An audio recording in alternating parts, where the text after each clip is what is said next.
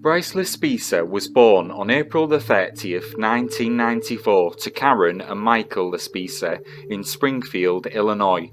In 2012, Bryce graduated from Naperville Central High School. His parents, newly retired, decided to move the family to California, settling in Laguna Niguel, Orange County. Soon after arriving, Bryce moved north to Chico, just 90 miles past Sacramento. He was about to begin his freshman year studying graphic and industrial design at Sierra College. Bryce's first year went smoothly, his grades were good, and he formed a close friendship with his roommate Sean Dixon.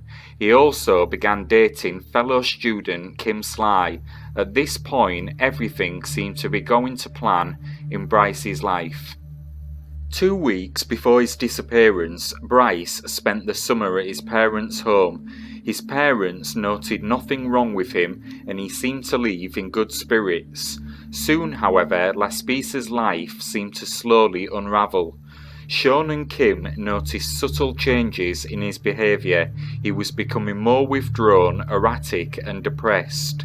Kim recalled that Bryce admitted to taking Vyvanse, an amphetamine used to treat ADHD, a condition he didn't have. Sean Dixon also reported that Bryce seemed to be drinking heavily and confirmed Sly's claim that his roommate had been taking Vyvanse. Bryce confessed to Kim that he'd taken the drug to stay up playing video games, and although she was alarmed, he assured her he was fine. In the days that followed, Bryce gave away diamond earrings, gifted to him by his mother. He also gave his Xbox away to his roommate Sean Dixon, before sending him an unusually heartfelt text message, reading, "I love you bro, seriously, you are the best person I've ever met." On August the 27th, he also sent Kim a text message, breaking up with her and telling her she would be better off without him. On August the 28th, Bryce visited Kim at her Chico apartment. Kim was concerned about Bryce's well-being and encouraged him to take a nap, but instead, her unease led to an argument. Kim took Bryce's keys so he'd have no choice but to stay off the road and get some rest, as she felt he was under the influence of drugs or alcohol. Bryce did not respond well to Kim's request and called his mother, Karen. Bryce told his mother he wanted to go home and asked her to convince Kim to return his car keys.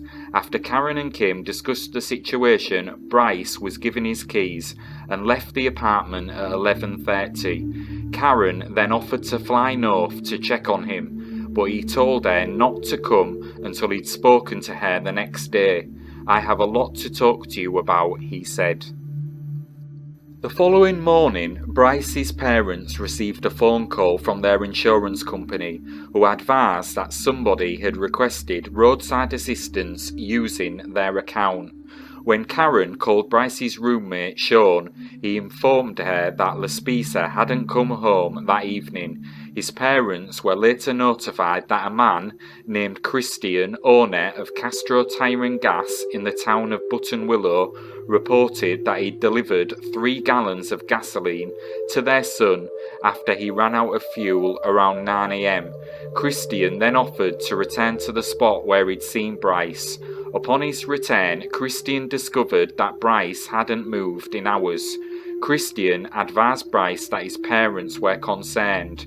Laspisa then agreed to make the 3-hour drive home, and Christian watched as he drove off around 3 p.m. Hours would pass and still the Laspisas hadn't heard from their son, so they filed a missing persons report with the Orange County Sheriff's Department. By pinging his cell phone, 2 officers were able to locate him just a few miles from where Christian had seen him last. The officers reported that he seemed alert and friendly and showed no signs of intoxication, nor were any drugs or alcohol found in his vehicle. He also passed a field sobriety test. The deputies informed Bryce he needed to call his mother, but he looked hesitant to do so, even after the deputies told him his parents were worried about him. One of the deputies decided to call Karen himself to let her know her son was alright and would be on his way home shortly.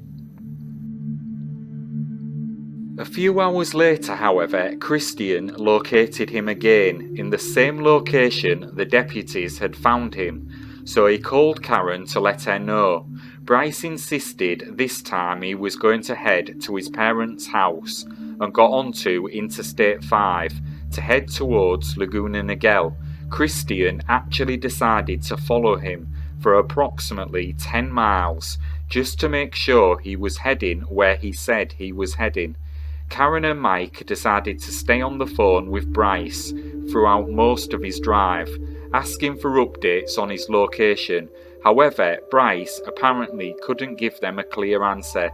He told his parents that there weren't any signs and that he wasn't sure where he was. Around 2 a.m. on August the 30th, according to Karen and Mike, they spoke with their son one last time. Laspisa's location was still unclear, but he told his mother that he was too tired to keep driving, so he decided to pull off to the side of the road and sleep for a few hours. Laspisa had been on the road for approximately 24 hours by this point. His parents agreed he should sleep for a while.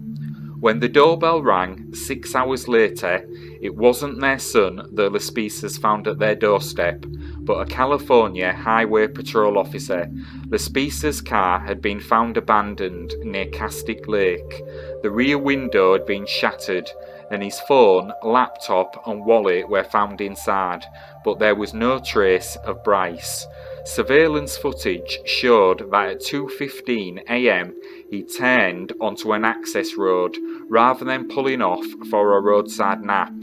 Divers dredged Castaic Lake and found no trace of him. Police dogs tracked his scent across a bridge to a nearby truck stop where the trail went cold.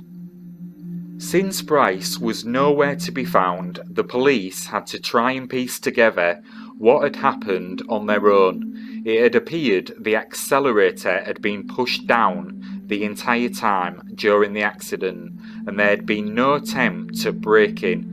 The car was found on its side, and the glass was broken from the inside, leading the police to believe Bryce had survived the accident and broke the window as a means of escape. There was very little blood at the scene. However, Bryce had left all of his personal belongings, including his cell phone, behind at the location of the crash site. Hundreds of sheriff's deputies searched the 2,200-acre lake and surrounding 11,000-acre park following the discovery of Laspisa's car, but there was no sign of him. Cadaver dogs were also unable to trace his scent. Dive crews spent days searching the lake, and helicopters circled the area, but there was still no trace of the teen. Despite Laspisa telling his parents that he was pulling over to sleep at 2:09 a.m, surveillance footage showed him driving down the access road to Castaic Lake 20 minutes later. Approximately 2 hours later at 4:29 a.m, the same camera photographed Laspisa's car again. Investigators later theorized that Laspisa may have been contemplating something as he drove back and forth along the road for 2 hours. His crashed Toyota Highlander was found only an hour later. On September the 4th, 2013, charred remains found near Castaic Lake were found not to belong to Bryce Laspisa. 4 years later, a skull found off nearby Templin Highway was likewise ruled out. In 2015, the Laspisas conducted their own search of Castaic Lake with the help of a professional investigator. Karen later told the Chicago Tribune, "We hired a sonar boat that searched for 2 days and did not find any human remains. Our private investigator had a drone operator searching the area north of the boat launch access road, and nothing was found."